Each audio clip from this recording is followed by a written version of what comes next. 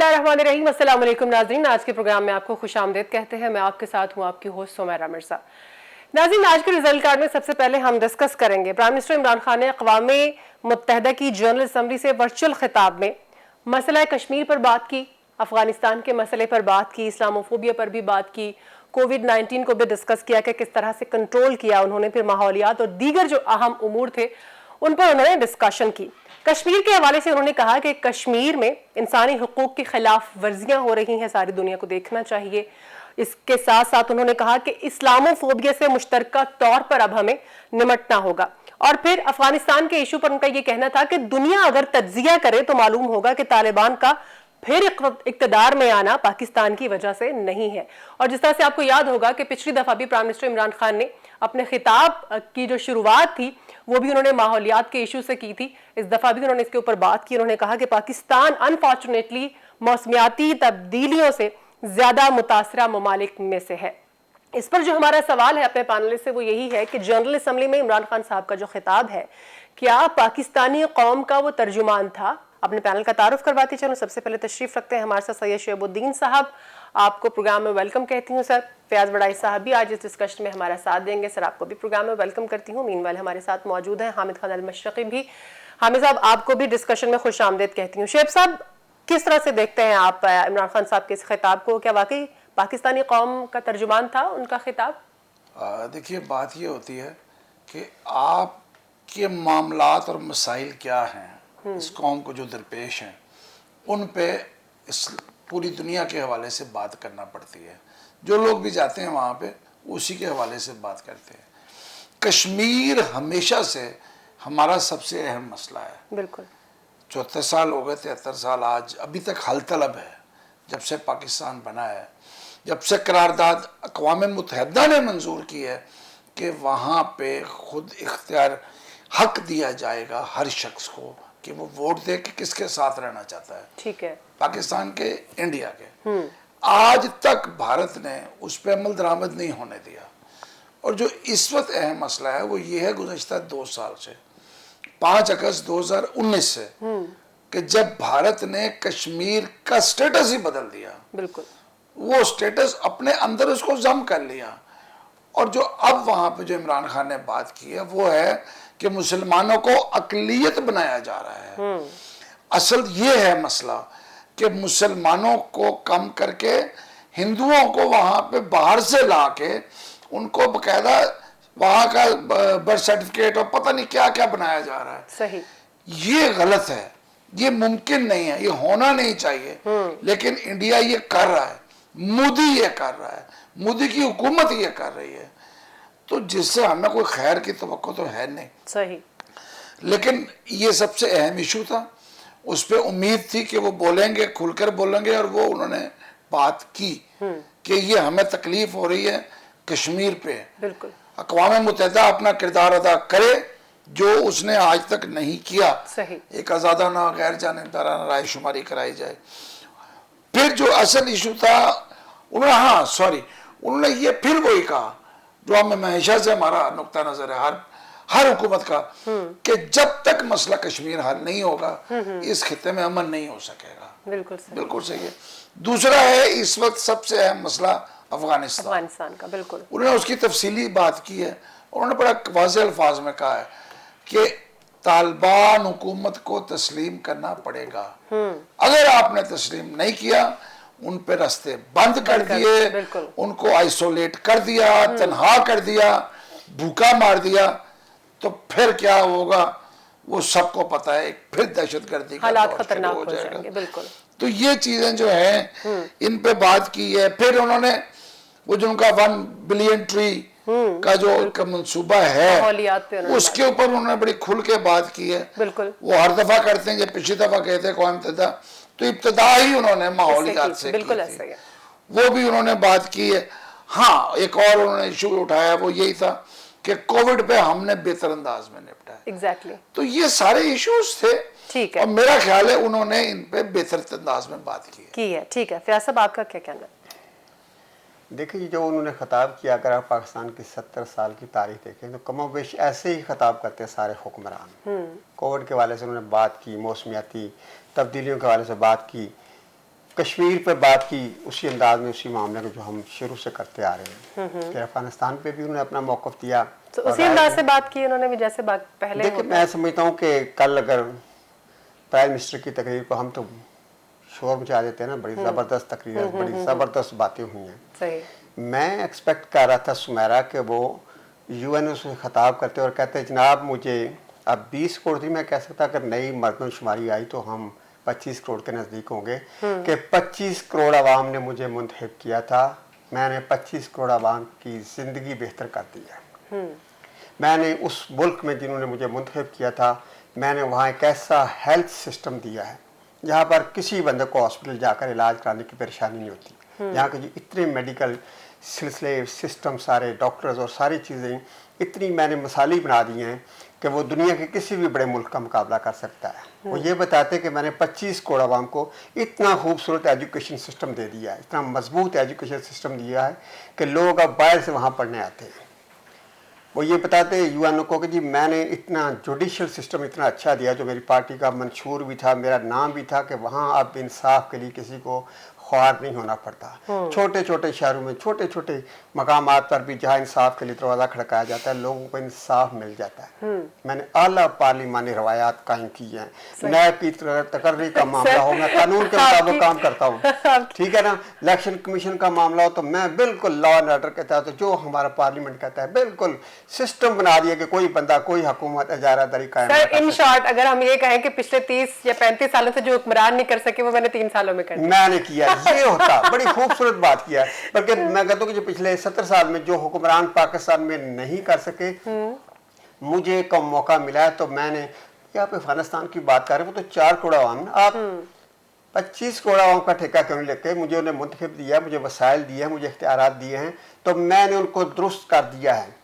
अब मैं यहाँ से चलूंगा, मैं साथ पड़ोसियों की मिसाल भी देखूंगा, दुनिया की मिसाल देखूंगा। ठीक हो गया। ये क्लेम करते तो फिर पता चलता कि यार पाकिस्तान के एक प्राइम मिनिस्टर ने डिफरेंट तकरीर की है, इसलिए कि उसने डिफरेंट काम किया है। मैं समझता हूँ कि कोई इतनी मौसर तर्जमानी नहीं की, ये सुमेरा रूटीन की बातें हैं। देखना यह है कि इनका इम्पैक्ट क्या है। कुछ भी नहीं इम्पैक्ट होगा। क्या इस तकरीर से मोदी जो उड़ा गया है? क्या इस तकरीर से जो अमेरिका जो है वो अफगानिस्तान को तस्लीम कर लेगा? हर मुल्क की अपनी पॉलिसी है। और देखो, जहाँ तुम्हारे इख्तियारात है, जहाँ तुम्हारा पावर्स हैं, वहाँ तुमने क्या किया, और ये बताओ काम तुमने घर का करना है और क्रेडिट तुम्हें दुनिया देगी, फिर मजा आता। तो मैं समझता हूँ कि ये कोई तर्जुमानी नहीं है, कोई मौसम नहीं है, रूटीन की बातें हैं और ऐसे कौम को वर्गलाया जा रहा है। ठीक है, बिल्कुल ठीक है। क्या कहेंगे हामिद खान साहब? शुएब साहब तो कहते हैं बिल्कुल उन्होंने पाकिस्तानी कौम की तर्जुमानी की है, लेकिन फयाज साहब इससे मुत्तफिक नहीं है। आपका क्या कहना है?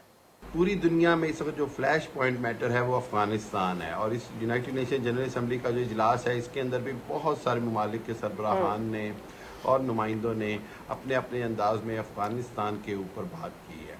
लेकिन मैं ये कहूँगा कि ये प्राइम मिनिस्टर का ख़िताब जो है ये बड़ा बैलेंस था, और इसमें वज़ीर-ए-आज़म इमरान खान ने सही तकरीबन हर बड़े जो आलमी मसाइल है उस पर बात की, चाहे वो माहौलियात का मसला हो, एनवायरमेंटल हो, या उसके साथ साथ बैनुल मज़ाहब हमआहंगी का मसला हो, या कोरोना के हवाले से पाकिस्तान के सक्सेसफुल इक़दामात और कोरोना से दुनिया को बचाने के हवाले से काम हो, या पाकिस्तान की जो कोशिशें हैं अफ़गानिस्तान में अमन के हवाले से, अफ़गानिस्तान में खाना जंगी से मुल्क को बचाने के हवाले से, अफ़गानिस्तान में मज़ीद खून खराबा होने से बचाने के हवाले से, अफ़गानिस्तान को गुर्बत से बचाने के हवाले से। तो मैं समझता हूँ कि वज़ीर-ए-आज़म ने बहुत अच्छे अंदाज में दुनिया को समझाने की कोशिश की है कि दुनिया को अब मिलकर अफ़गानिस्तान की मदद करनी चाहिए।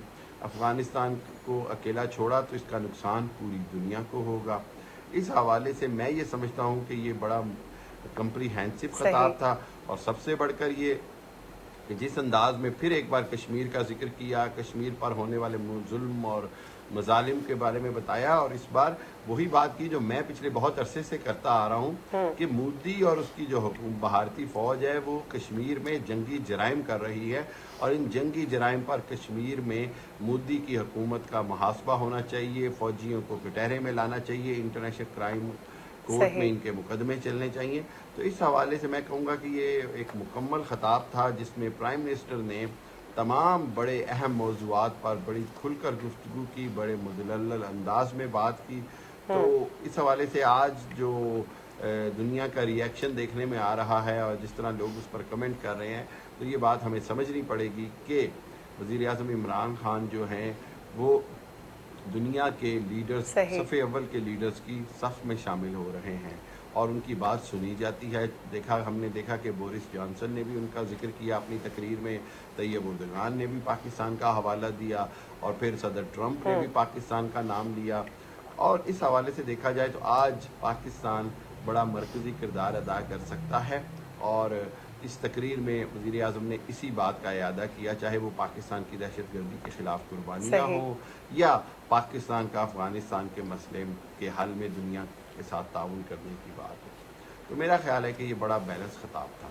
ठीक है, बिल्कुल ठीक है। हामिद खान साहब, आपका मौक़िफ़ भी आ गया, अगला पॉइंट डिस्कस करेंगे। नाज़रीन, आप सब जानते हैं पिछले कुछ दिनों से एक खबर बड़ी आम है कि साबिक वज़ीर आज़म मियां मोहम्मद नवाज शरीफ साहब की कोरोना वैक्सीन का जाली अंदराज किया गया। अब एक बात वाकई काबिल तशवीश है कि एक शख्स बहुत अरसे से पाकिस्तान में मौजूद ही नहीं है, बल्कि ये कहा जा रहा है कि वो वापस कब आएंगे, उनकी वापसी की उम्मीदें लोग लगाए बैठे हैं और उनके नाम का यहाँ पर कोरोना वैक्सीन का जाली कार्ड बन चुका है। इसको लेकर जो हमारा सवाल है वो यही है कि इस जाली अंदराज पर क्या मुल्क को बदनाम करने की ये कोई साजिश थी शुएब साहब? देखें, जब आप दुनिया का सामना करती हैं तो इस वक्त दुनिया एक ग्लोबल विलेज है। एग्जैक्टली। किसी भी खबर को पूरी दुनिया तक पहुंचने में अब चंद मिनट लगते हैं। सिर्फ आपको मुतलका कॉरिडोर में या वो सर्कल के अंदर फेंकना होता है जहां से लोग उसको उठा लें। ठीक हो गया, बिल्कुल। अब उसके अंदर जब ये खबर गई, हमारे सारे टीवी चैनल्स ने इसको मतलब ब्रेकिंग न्यूज के तौर पे चलाया। बिल्कुल सही। क्या मैसेज दिया हमने दुनिया को कि आप पाकिस्तान में किसी की भी, चाहे मर चुका हो कोई, उसकी भी वैक्सीनेशन का सर्टिफिकेट ले बनवा सकते हैं। बिल्कुल सही। पहले ही पाकिस्तानियों के ऊपर रेड लिस्ट से बड़ी मुश्किल से निकाला है बरतानिया ने। बिल्कुल। और उसके बाद अब एक नई लिस्ट तैयार की है कि नहीं, अभी भी 5 से 10 दिन करंटीना में ही रहना पड़ेगा। सही। वो रेड लिस्ट से निकाल के थोड़ी सी पाबंदियां हम लगा दी हैं। मुझे ये बताएं, इस किस्म के सर्टिफिकेट की इतला के बाद जी कौन आपको अपने मुल्क में घुसने देगा? कौन आपके इस कोरोना वैक्सीन सर्टिफिकेट के ऊपर एतबार करेगा?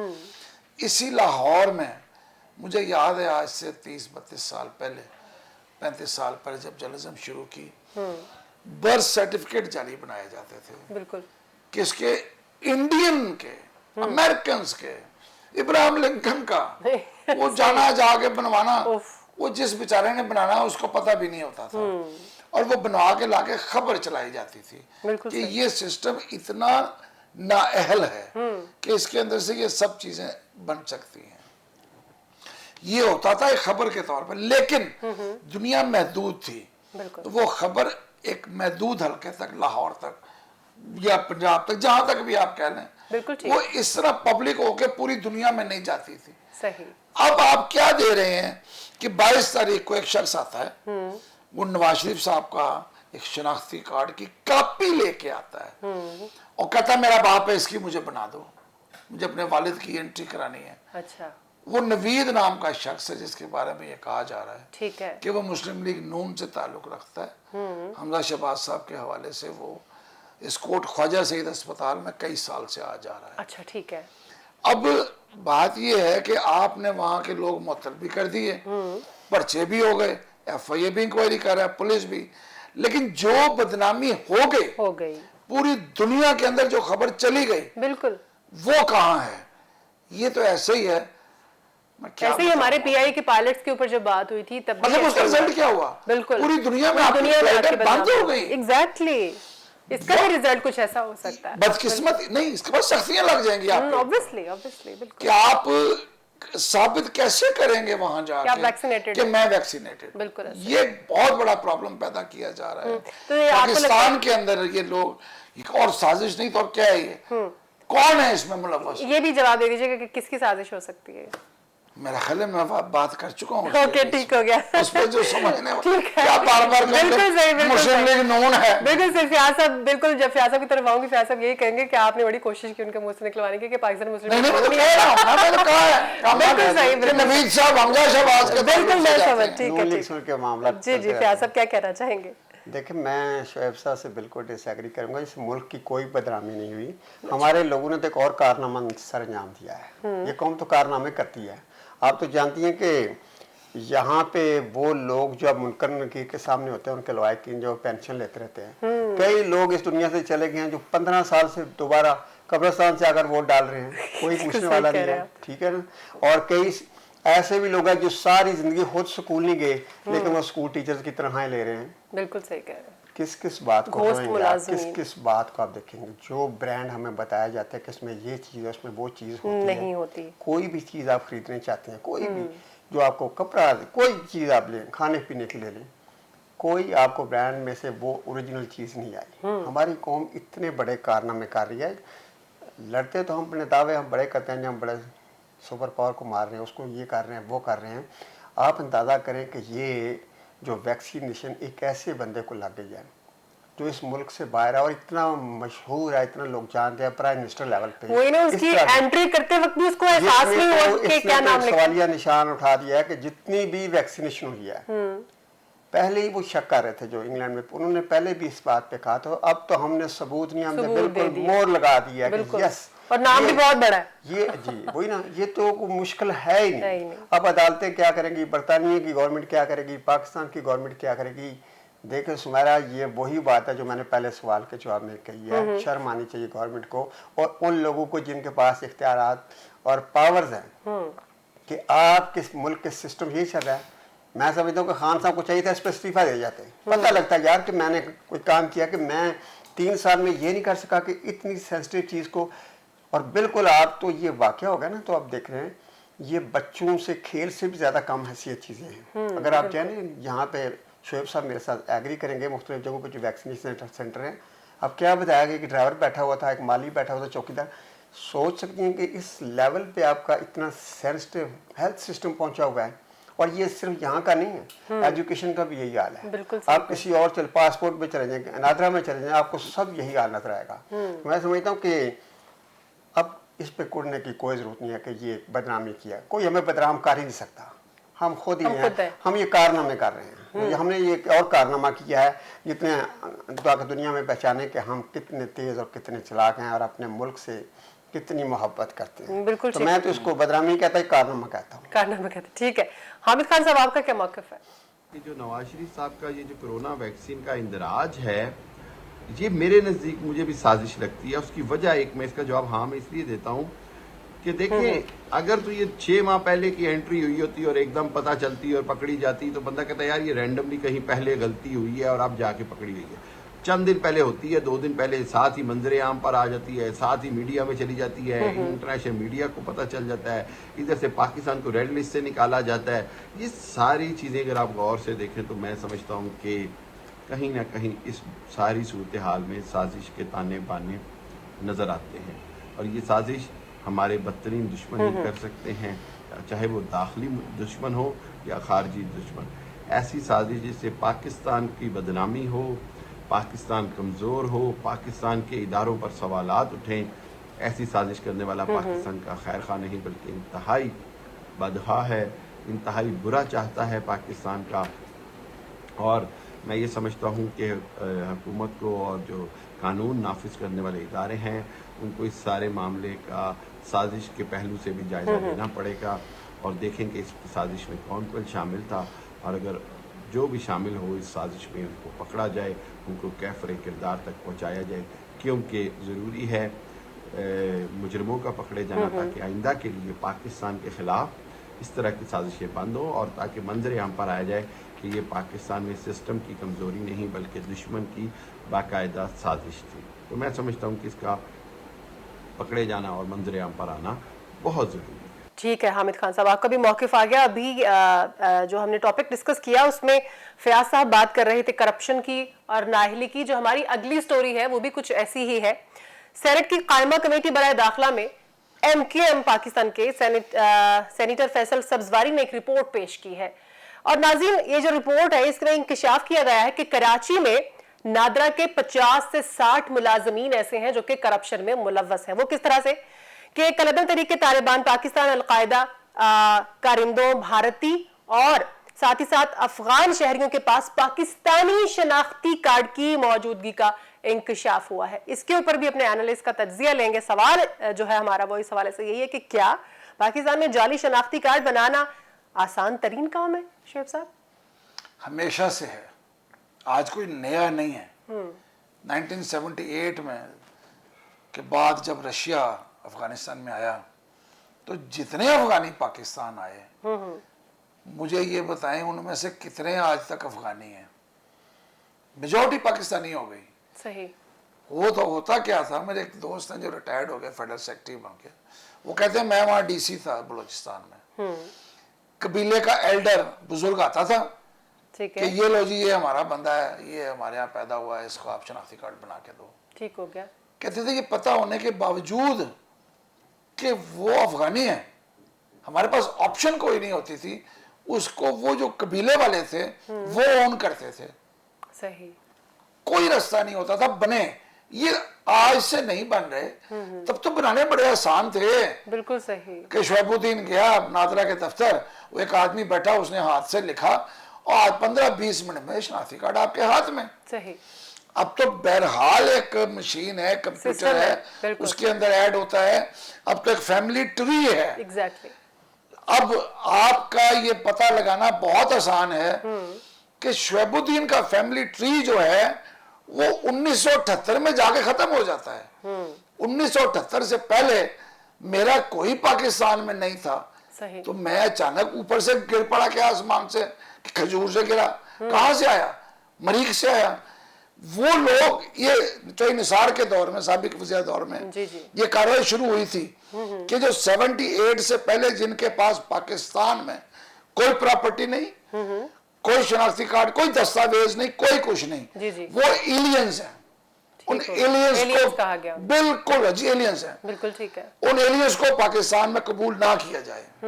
बदकिस्मती ये है कि इमरान खान साहब ने फरमाया जो 30 साल से यहाँ रह रहे हैं हम उन्हें अब कैसे निकाल दें।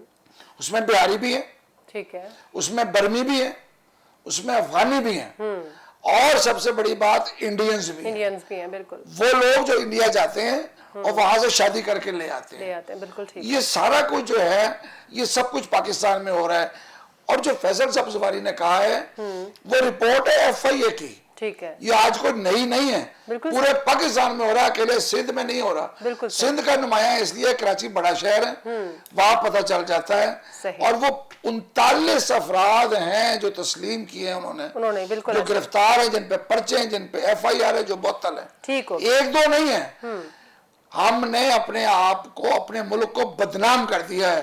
सही। सऊदी अरब में एक पाकिस्तानी पकड़ा जाता है, हिरन ले जाता, होता वो अफगानी है, गर्दन उसकी मारी जाती है, बदनाम पाकिस्तान होता है। बिल्कुल ऐसे ही है। ठीक हो। एक अफगानी पाकिस्तान से शनाख्ती पासपोर्ट लेकर निकलता है, अफगानी को तो कबूल कोई नहीं करता, बिल्कुल ऐसे। वो यूरोप तक पहुंच जाता है, वहां पकड़ा जाता है, पकड़ा जाता है। बदनाम कौन होता है? पाकिस्तान की होती है। ठीक तो हो गया। बदनामी हमारी हो रही है। आपकी नजर में चंद आसान रुपयों नहीं के था।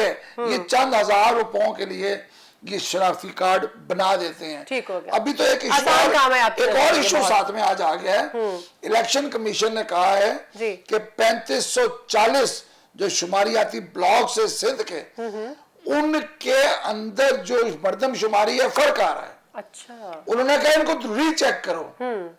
अब मुझे बताएं ये कहां से आ ये गया? कहां से आ गया? बिल्कुल सही। और मकबूल इसी की एक एग्जांपल है। मकबूल सिद्दीकी ने कहा है ठीक है। कि 40 लाख शनाख्ती कार्ड बने हैं जाली, ओह, वो कहां गए? बिल्कुल उनके ठीक। वोट बन जाएंगे तो अप एंड डाउन रिजल्ट किधर होगा? किधर होगा? लोगों बिल्कुल को ठीक। यानी समझ कि आ आपकी जाना नजर में ये चाहिए। आसान तरीन काम है। बिल्कुल ठीक। नादरा जाएं, आप ठीक हो पैसे गया। दें। पाकिस्तान में पैसे, वो पैसे पैसे से हर काम हो अच्छा जाता है। देखो वाला खेल है यहाँ। ठीक हो गया जी। फयाज साहब, सुमारा, आज आपने ऐसे सवाल रखे हैं कि सारे दिल जलाने वाले हैं ना, सारी दिल जलाने वाली बातें कर रही हैं, सारी वो एक जैसे हैं, करप्शन के सारे सिलसिले।